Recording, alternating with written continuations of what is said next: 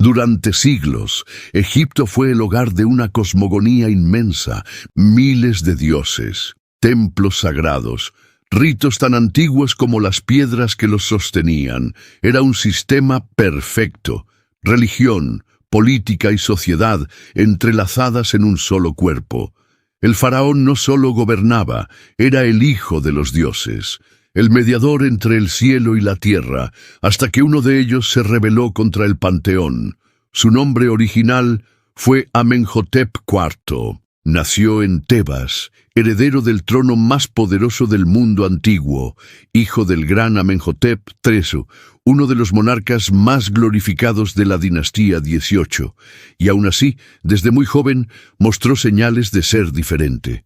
Mientras su padre glorificaba a Amón-Ra, el dios solar del imperio, el joven príncipe parecía cautivado por otra forma del sol. Atón, el disco solar, una deidad menor, simbólica, sin rostro ni forma humana. Los sacerdotes no se preocuparon al principio. Todos los dioses coexistían, pero los signos estaban allí. Cuando Amenhotep IV ascendió al trono, el curso del Nilo y de la historia cambió. En lugar de consolidar el poder de Amón, comenzó a desmantelarlo.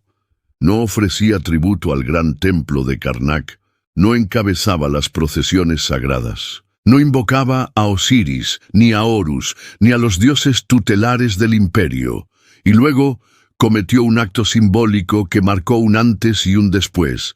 Renunció a su nombre. Se llamó a sí mismo Akenatón, el espíritu viviente de Atón. Ra, una declaración de guerra, un anuncio de que había un nuevo orden, donde antes el faraón era parte de un equilibrio sagrado entre múltiples divinidades. Akenatón se erigía como único portavoz de un dios único, un dios sin cuerpo, sin templo, sin rostro, solo luz, solo el sol. Desde ese momento, Egipto entró en una era sin precedentes. Los primeros años de su reinado fueron desconcertantes.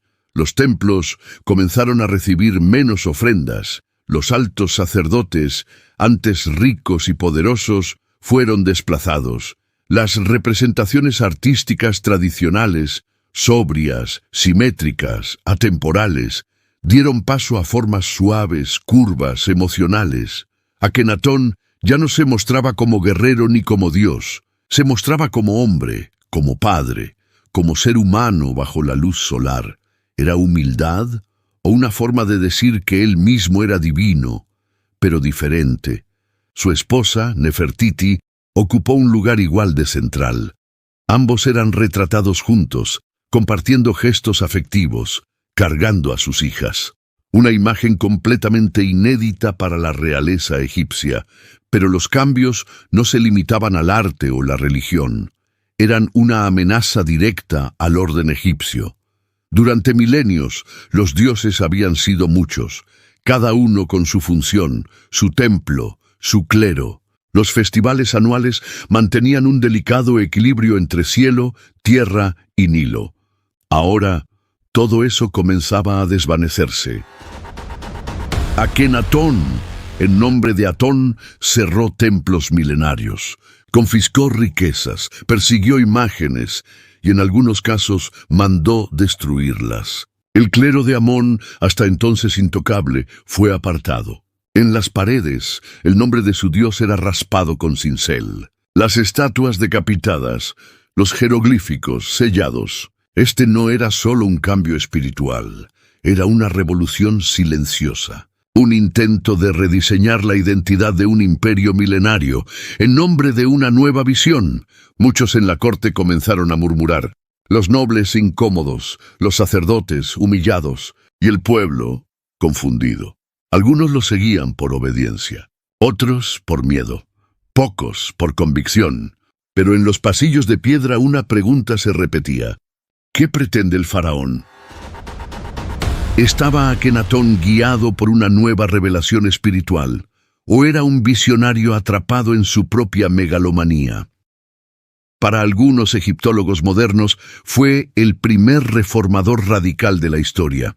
Para otros, un precursor del monoteísmo, siglos antes de Moisés, Zoroastro o Mahoma. Y hay quienes creen que fue simplemente un fanático obsesionado con el sol que llevó su país al borde del colapso. Pero en aquel momento no era claro si era un loco o un elegido. Lo único evidente era esto: Akenatón ya no era parte del panteón, estaba por encima de él, y Egipto ya no sabía a quién rezar. Egipto había sobrevivido durante siglos gracias a un delicado equilibrio entre sus dioses. Ra navegaba por el cielo durante el día y cruzaba el inframundo por la noche. Osiris reinaba sobre los muertos. Amón-Ra era el dios invisible, omnipresente. Horus protegía al faraón. Tot medía el tiempo, Sis sanaba. Cada dios tenía su templo, cada ciudad su patrón, cada sacerdote su jerarquía. Era un mundo tejido con miles de hilos sagrados, hasta que Akenatón llegó con una tijera. Akenatón no ofreció un dios más, ofreció un dios único, Atón, el disco solar. Una deidad que no tenía rostro ni cuerpo, solo luz. No era un dios con forma humana, o era un dios al que se podía representar con cabeza de halcón o cuerpo de animal. Atón era el sol, literalmente. Y según Akenatón, el sol era suficiente. Para la antigua cosmovisión egipcia, esto era impensable. El universo era una red de fuerzas divinas especializadas. El dios del Nilo, la diosa del parto, el espíritu del desierto, el guardián de las tumbas. Pero Atón no necesitaba delegar, él era todo. Su luz daba vida. Su calor era espíritu. Sus rayos eran las manos que tocaban el mundo. Era un dios sin forma, sin misterio, pero también sin intermediarios. Y eso era lo más peligroso, porque si Atón era único, entonces los demás dioses no eran reales. Y si no eran reales, los sacerdotes tampoco. Miles de años de tradición, de ritos, de linajes sagrados, fueron desplazados de un golpe. Los templos de Amón fueron cerrados. Los rituales interrumpidos, las imágenes sagradas destruidas o escondidas, los himnos a Ra y Osiris dejaron de cantarse. Los festivales religiosos que unían al pueblo desaparecieron.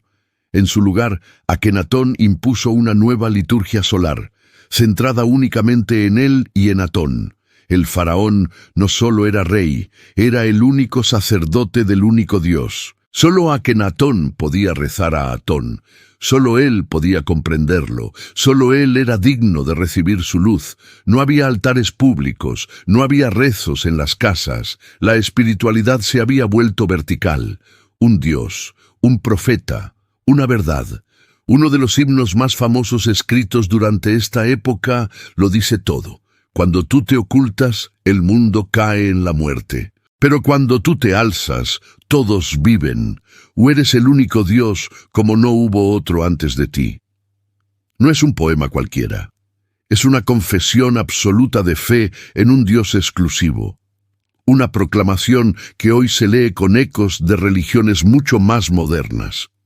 Los estudiosos no tardaron en notar que el himno a Atón se parece sorprendentemente a ciertos salmos bíblicos.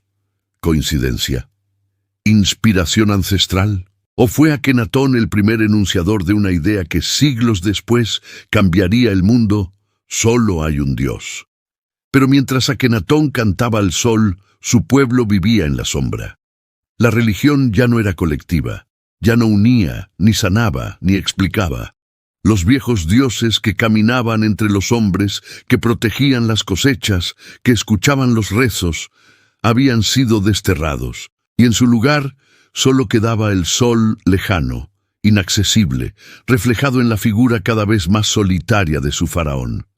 El pueblo no entendía, los sacerdotes resentían, los nobles esperaban, y mientras tanto, Akenatón seguía construyendo, no solo un nuevo culto, un nuevo mundo, pero su revolución no terminaba con la teología, porque para consolidar un nuevo orden, Akenatón necesitaba algo más que fe, necesitaba una nueva capital. La ciudad de Ajetatón fue construida pero nunca amada. El pueblo veía sus templos pero no los entendía. No había procesiones, ni rezos, ni festivales tradicionales comunitarios. Atón era un dios lejano, sin rostro ni mito. Ya no podían hablar con Isis, Osiris o Amón. Solo Akenatón podía comunicarse con el nuevo dios solar. Para muchos, el faraón no era guía, era barrera. El culto solar se sentía frío, distante, impuesto, vacío. El pueblo necesitaba rituales, protección, relatos, no silencio absoluto solar. Los templos antiguos ofrecían conexión emocional. Atón ofrecía solo luz. Las imágenes sagradas fueron borradas de muros ancestrales enteros, estatuas decapitadas, nombres sagrados raspados de inscripciones oficiales. Los sacerdotes desplazados comenzaron a conspirar desde las sombras perdidas. Sus redes eran antiguas, profundas, y no olvidaban nunca. Akenatón había eliminado su poder, pero no su odio. En los mercados, la gente susurraba: «Esto no durará». Algunos decían que Atón era falso o extranjero, otros hablaban del faraón como endemoniado o enfermo. Su cuerpo alargado provocaba temor o superstición colectiva silenciosa. La figura andrógina inquietaba incluso a los más fieles. El pueblo estaba desconectado de lo sagrado y político. El Dios único no ofrecía consuelo, ni milagros visibles. La fe se sentía vertical, cerrada, propiedad del rey. Muchos sentían que Egipto ya no era Egipto, ni Tebas, ni Karnak, ni los festivales del Nilo. Los pilares espirituales estaban siendo reemplazados por piedras sin alma. El clero antiguo esperaba, con paciencia y con memoria. Sabían que toda luz extrema, eventualmente, crea sombra inevitable. Y en esa sombra, la rebelión silenciosa empezó a crecer. No con espadas, sino con plegarias que volvieron en secreto. Nombres prohibidos comenzaron a tallarse en piedras escondidas. Pequeños altares caseros reaparecieron entre hogares pobres del sur. Se susurraban oraciones antiguas antes de dormir entre niños. Los viejos símbolos volvieron a aparecer en anillos personales. La rebelión no necesitó sangre, solo memoria colectiva viva. Akenatón se mantenía encerrado en su capital dorada, cada vez más solo, más distante, más incomprendido políticamente. No escuchaba consejos, no corregía el rumbo, ni reaccionaba. Su obsesión con Atón lo alejaba incluso de Nefertiti. Algunos dicen que ella desapareció misteriosamente durante esos años. El faraón se transformó en un reflejo del sol, brillante, imponente, pero inalcanzable y quemante al mismo tiempo. El pueblo dejó de mirarlo con esperanza o respeto. Comenzaron a mirarlo con miedo y luego con pena. La capital solar seguía en pie, pero ya vacía. Los templos abiertos al cielo estaban cada vez más solos. La ciudad fue transformándose en símbolo de decadencia espiritual. El experimento solar comenzó a apagarse antes de morir. Las piedras de Ajetatón no podían sostener tanta luz, y lo que no acepta sombra está destinado a romperse. ¿Qué impulsa a un hombre a destruir todo lo que su pueblo ama en nombre de una verdad que solo él ve? Akenatón caminó hacia el sol sin mirar atrás. No pidió permiso, no buscó consenso. Solo siguió una idea que nadie más entendía. Construyó una ciudad para la luz, una fe sin sombras, un templo sin dioses, una visión que desafiaba la estructura del mundo. Y el mundo lo rechazó, su pueblo lo olvidó. Los sacerdotes lo borraron, la historia lo silenció, o al menos lo intentó. Pero el recuerdo regresó, su rostro roto en piedra, sus himnos grabados en muros, su obsesión convertida en leyenda incómoda.